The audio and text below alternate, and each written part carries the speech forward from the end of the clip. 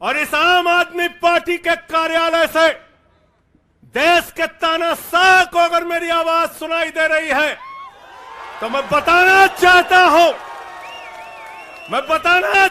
हूं यह आम आदमी पार्टी है। हम आंदोलन की कोख से पैदा हुए हैं। तुम्हारे किसी बदर घुड़की से डरने वाले नहीं हैं। तुम्हारे किसी बदर घुड़की को डरने वाले नहीं हैं। तुम हमारी पार्टी को बर्बाद करना चाहते हो। अरविंद केजरीवाल को तुमने जेल में भेज दिया। मनीष सिसोदिया को तुमने जेल में भेज दिया। सत्येंद्र जैन को तुमने जेल में भेज दिया। उनका गुनाह क्या है? उनका गुनाह यह है कि वो दिल्ली की 2 करोड़ जनता को अच्छी शिक्षा देना चाहते हैं। उनका गुनाह यह है कि वो दिल्ली के बुजुर्गों को तीर्थ यात्रा कराना चाहते हैं। उनका गुनाह यह है कि वो मुफ्त में पानी देना चाहते हैं। हमारी माताओं बहनों को आर्थिक संकट में अपने पति का चेहरा ना देखना पड़े, इसलिए 1000 रुपए की आर्थिक सहायता देना चाहते हैं। उनका गुनाह यह है कि हमारी माताएं बहनें जब मजदूरी करती हैं उनके पास बस का किराया नहीं होता। एक ऑटो वाले की बेटी जो कॉलेज जाती है उसके पास बस का किराया नहीं होता। उनका गुनाह यह है कि अरविंद केजरीवाल कहते हैं हमारी बेटियों को, हमारी माताओं को बस की यात्रा के लिए 1 रुपए नहीं देना पड़ेगा। तुम हिंदुस्तान की सबसे बेहतरीन सरकार अरविंद केजरीवाल की सरकार को गिराना चाहते हो, तोड़ना चाहते हो, हमारे विधायकों को डराना चाहते हो। आतिशी को गिरफ्तार करोगे, सौरभ भारद्वाज को गिरफ्तार करोगे, दुर्गेश पाठक को गिरफ्तार करोगे, राघव चड्ढा को गिरफ्तार करोगे, हमारे विधायकों के घर पे छापेमारी करोगे, इनकम टैक्स का छापा गुलाब सिंह पे, कैलाश गहलोत से 4.5 घंटे पूछताछ। तानाशाही मचा रखी है इस देश के अंदर। तानाशाही मचा रखी है, तानाशाही मचा रखी है। मैं कहना चाहता हूं 6 महीने जेल में रह के आया हूं। 6 महीने जेल में रह के आया हूं। नरेंद्र मोदी जी कान खोलकर सुन लो। आम आदमी पार्टी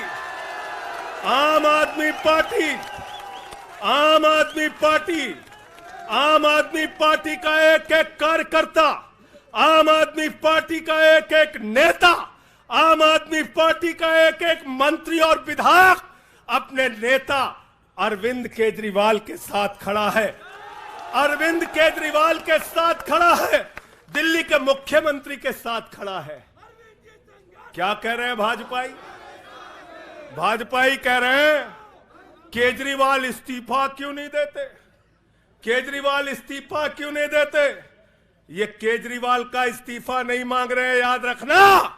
ये कह रहे हैं केजरीवाल 2 करोड़ जनता का पानी क्यों नहीं बंद करते, केजरीवाल मुफ्त बिजली क्यों नहीं बंद करते, केजरीवाल मोहल्ला क्लिनिक क्यों नहीं बंद करते, केजरीवाल बस की यात्रा फ्री जो मिल रही है उसको क्यों नहीं बंद करते। अरे एक छोटी सी सरकार, दिल्ली की केजरीवाल की सरकार इतनी बेहतरीन सरकार है कि उसके जवाब में गुजरात के अंदर स्कूल दिखाने के लिए मोदी जी को टेंट का स्कूल दिखाना पड़ा। याद है कि भूल गए? आतिशी जी याद है ना? आप एजुकेशन मिनिस्टर हैं, आपने देखा होगा। हमारे कार्यकर्ताओं ने कहा अच्छे स्कूल बनाएंगे। जहां पर मुख्यमंत्री थे नरेंद्र मोदी जी, उन्होंने कहा केजरीवाल के टक्कर का स्कूल हमको दिखाना है, तो उन्होंने कृत्रिम स्कूल तैयार किया, टेंट वाला स्कूल तैयार किया। हमने दिल्ली के अंदर टेंट वाले स्कूल की जगह एयर कंडीशन कमरों का स्कूल तैयार किया। और नरेंद्र मोदी ने 25 साल गुजरात में भाजपाइयों के शासन के बाद टेंट वाला स्कूल तैयार किया। इस्तीफा दे दो भाई। कल को भगवंत मान को गिरफ्तार कर लो, कह दोगे इस्तीफा दो। वो केरला के मुख्यमंत्री विजयन, उनकी बेटी पे जांच शुरू कर दी। कहेंगे विजयन जी इस्तीफा दो। ममता बनर्जी जी के भतीजे पे जांच शुरू कर दी, कहेंगे ममता बनर्जी जी इस्तीफा दे दो। तो इस देश के कानून में कहते हो मुख्यमंत्री और आम आदमी बराबर है, तो जरा मुझे बताइए, सोमनाथ भारती कानून के जानकार हैं, क्या प्रधानमंत्री को कानून में छूट है? कानून में छूट है क्या? छूट है क्या? अरे कल को एक मुकदमा मोहाली में लिखा जाएगा, 2 दरोगा वहां से आएगा। एक मुकदमा झारखंड में लिखा जाएगा, 3 दरोगा वहां से आएगा। एक मुकदमा तमिलनाडु में लिखा जाएगा, 5 दरोगा वहां से आएगा। और 5 मुकदमा बंगाल में हमारी ममता दीदी लिख लेंगी, तो 10 दरोगा वहां से आ जाएंगे, 10 दरोगा आ जाएंगे। और मोहाली और रोपड़ वाला दरोगा आएगा, कहेगा नरेंद्र मोदी जी घर पे हैं।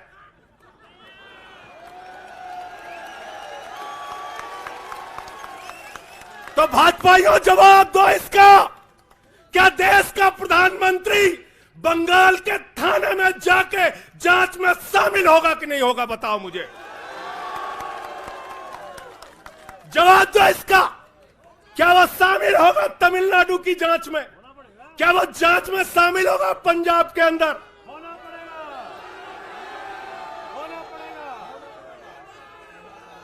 दरोगा, डीएसपी, एसपी इन्हीं विपक्ष के राज्यों से, रेवंत रेड्डी के राज्य से, सिद्धारमैया के राज्य से पहुंच गए गृह मंत्री अमित शाह के घर में। बोले अमित शाह है, उससे पूछताछ करनी है। कहेंगे हम तो गृह मंत्री है।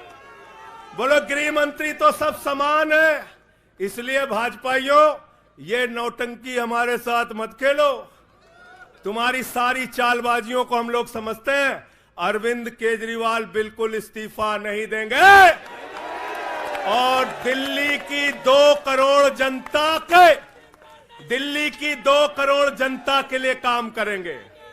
दिल्ली की 2 करोड़ जनता के लिए काम करेंगे। कहते हैं चिट्ठी कैसे लिखेंगे? 6 महीने जेल में रह के आया भाई, 6 महीने जेल में रह के आया। आतिशी जी, कैलाश गहलोत के पास जेल विभाग है, उनसे पता कर लीजिएगा। मैंने तो डीपीआर भी पढ़ा, संजीव झा को रास्ते में बता रहा था। जेल मैनुअल में लिखा है कोई भी व्यक्ति जेल में रह के असीमित चिट्ठियां लिख सकता है, असीमित। पढ़ लेना।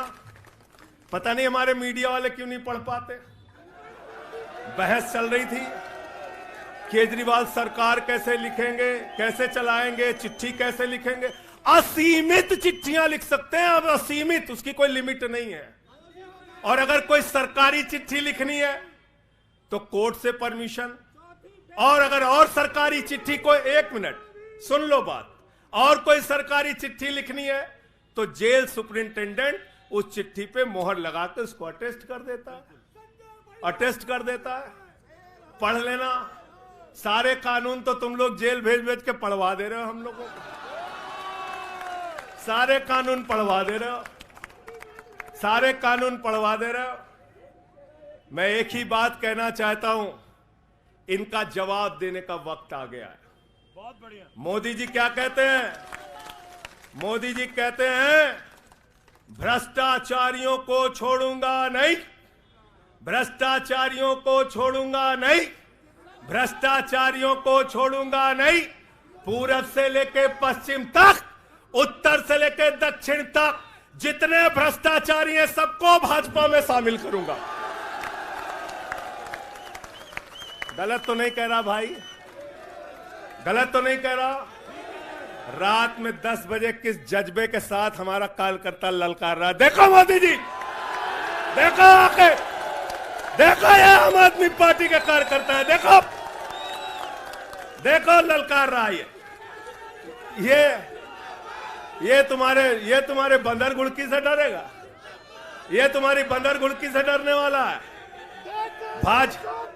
भाजपाइयों की बंदर घुड़की से एक कार्यकर्ता हमारा डरने वाला है? लाठी चलाओगे ना, लाठी चलाओगे, तुम्हारे पास जितनी मजबूत लाठी है उससे मजबूत हमारे कंधे हैं, उससे मजबूत हमारे सीने हैं, उससे मजबूत आम आदमी पार्टी का एक एक कार्यकर्ता का जज्बा है। लाठी चलाओगे, कहते भ्रष्टाचारियों को नहीं छोड़ूंगा, एक एक भ्रष्टाचारी को शामिल करूंगा। मुझे आतिशी जी भाजपा के कार्यकर्ताओं पे बड़ी दया आती है, सौरभ भाई बहुत दया आती है। बेचारे आसाम में तैयार हुए, वाटर घोटाला वाटर घोटाला वाटर घोटाला, बुकलेट तैयार की, लाठी से उसको 6 महीने तक बांटा कि ये हेमंत बिस्व शर्मा का भ्रष्टाचार है, हेमंत बिस्व शर्मा का भ्रष्टाचार है।